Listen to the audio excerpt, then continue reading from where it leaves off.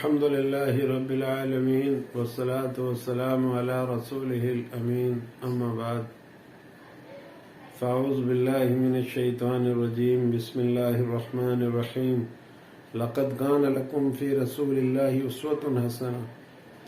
اللہ تبارک و تعالیٰ ارشاد فرماتا ہے تم سب کے لیے زندگی گزارنے کے بہترین نمونے اور طریقے جناب رسول اللہ صلی اللہ علیہ وسلم کے طریقے، خلاف پیمبر کسے راہ گزید کہ ہرگز بمنزل نہ خواہد رسید۔ جو آدمی اپنے پیغمبر کے طریقے کے خلاف زندگی گزارے وہ ہرگز منزل مقصود تک نہیں پہنچ سکتا۔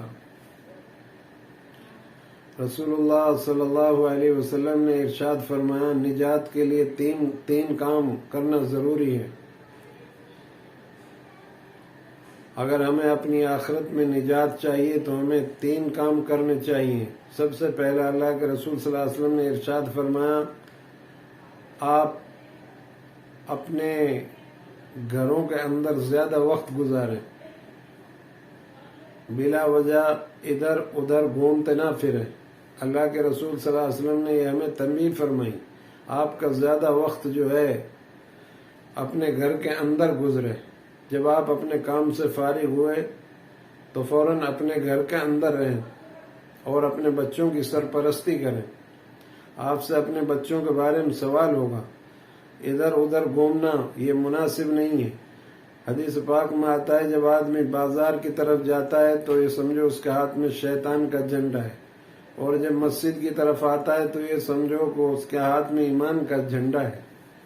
بازار میں مارکیٹ میں آدمی اپنی ضرورت کے لیے جا سکتا ہے، کاروبار کرتا ہے تو وہاں بیٹھ سکتا ہے اپنے کاروبار پر، لیکن اپنی نظروں کو نیچے رکھے، اپنی زبان پر قابو رکھے۔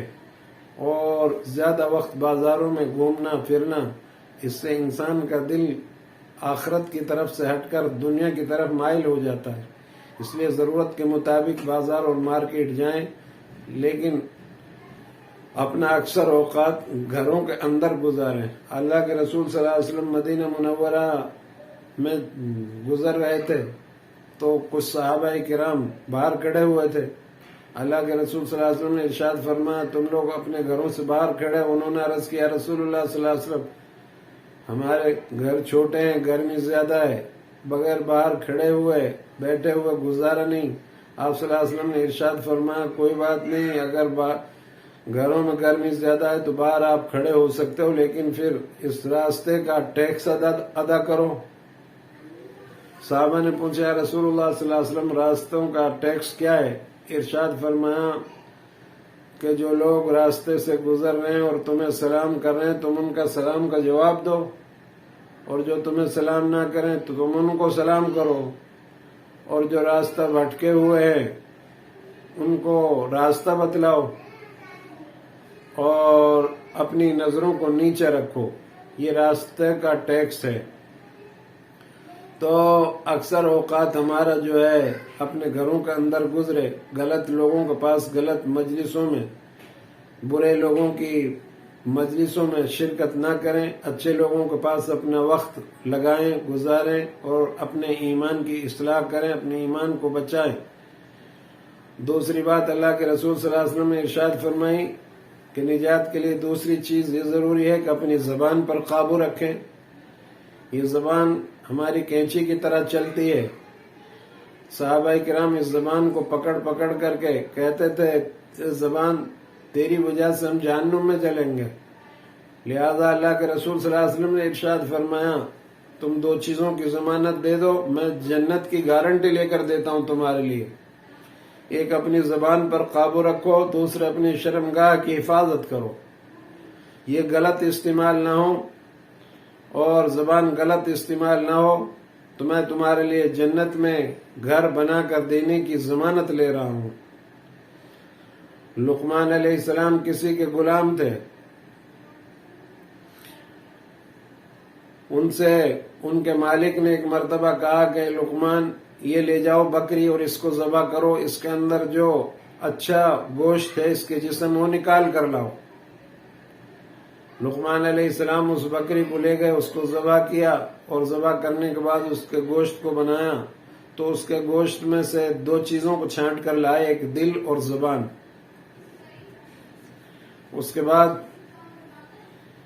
بہت سالوں کے بعد پھر جو ہے لقمان علیہ السلام کا مالک آئے اور اس نے پھر کہا کہ اے لقمان، یہ دوسری بکری لے کر جاؤ اور اس میں جو برا گوشت ہے اس کے بدن میں اسے نکال کر لاؤ ذبح کر کے۔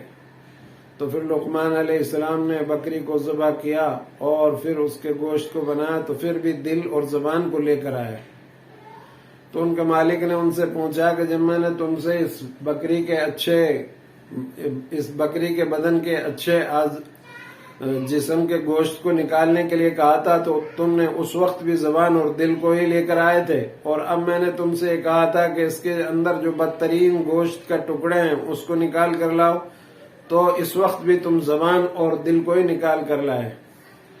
تو لقمان علیہ السلام نے اپنے مالک سے عرض کیا، اے میرے مالک، انسان کے جسم میں 2 ہی چیزیں مین ہیں، ایک اس کی زبان، ایک اس کا دل۔ اگر یہ دونوں ٹھیک ہو گئے تو جسم سارا ٹھیک رہے گا، اگر یہ دونوں بگڑ گئے تو سارا جسم برباد ہو جائے گا، بگڑ جائے گا۔ تو اس لیے ہم اپنی زبان کی حفاظت کریں۔ زبان کا گھاؤ جو ہے وہ ہمیشہ ہرا رہتا ہے، سدا ہرا رہتا ہے، اس لیے زبان سے کوئی الفاظ ایسا نہ نکالیں جس سے دوسرے لوگوں کو پریشانی ہو۔ اپنے مسلمان وہی بہتر ہوتا ہے جس کی زبان سے، ہاتھ سے، پیر سے، اعضاؤں سے کسی دوسرے کو نقصان نہ ہو۔ تو اللہ کے رسول صلی اللہ علیہ وسلم نے ارشاد فرمایا کہ ایک دوسری بات یہ ہے، نجات کے لیے ضروری اپنی زبان پر قابو رکھیں۔ عقل مند آدمی پہلے تول لیتا ہے، اس کے بعد بولتا ہے۔ بیوقوف آدمی پہلے بول دیتا ہے، پھر دولتا ہے، پھر جو ہے بات بنتی نہیں، بات چلی گئی۔ جس طرح کمان سے تیر نکل گیا، بندوق سے گولی نکل گئی، اب واپس نہیں آ سکتی، اسی طریقے سے زبان سے نکلی ہوئی بات واپس نہیں آ سکتی۔ ہمیں چاہیے اپنی زبان سے کوئی الفاظ ایسا نہ کہیں جس کی ہمیں کل معذرت کرنی پڑے لوگوں کے سامنے۔ تیسرا، اللہ کے رسول صلی اللہ علیہ وسلم نے ارشاد فرمایا، اپنی نجات کے لیے تیسرا کام یہ ضروری ہے کہ اپنے گناہوں پر رو لیا کرو۔ جو گناہ ہم سے سرزد ہو گئے ہیں اپنی زندگی میں یا اس دن یا اس رات میں، تو ان پر ہم اللہ سے معافی اور تلافی کریں اور روئیں دھوئیں۔ اللہ کے رسول صلی اللہ علیہ وسلم نے ارشاد فرمایا، گناہ کرنے کے بعد انسان اگر اللہ سے معافی مانگ لے تو اللہ تبارک و تعالیٰ اس کے گناہ کو معاف فرما دیتا ہے۔ اگرچہ ہمارے گناہ زمین اور آسمان کے درمیان جتنی خلا ہیں ان کو پورا کر دیں اور بے شمار غلطی سے ہم سے گناہ سرزد ہو جائیں، اور اب ہمیں سیدھا راستے کی اللہ نے ہدایت دی، توفیق دی، تو اب ہم صحیح راستے پر آنا چاہتے ہیں، تو اللہ تبارک و تعالیٰ اتنے ڈھیر سارے گناہوں کو، ہمارے گناہوں کو معاف فرما دے گا۔ اس لیے رات میں جب آپ بستر پر جاؤ تو اپنا محاسبہ کر لو، آج کے دن کتنے میں نے برے کام کیے، ان پر برے کاموں پر اللہ سے توبہ اور استغفار کرو، جتنے اچھے کام کیے ان کا بھی محاسبہ کرو، ان اچھے کاموں کے قبول ہونے کے لیے اللہ سے دعا مانگو، توبہ اور استغفار کرو، اللہ کے سامنے نادم ہو، شرمندہ ہو، اپنے گناہوں پر روئیں دھوئیں اور اللہ سے معافی اور تلافی کریں۔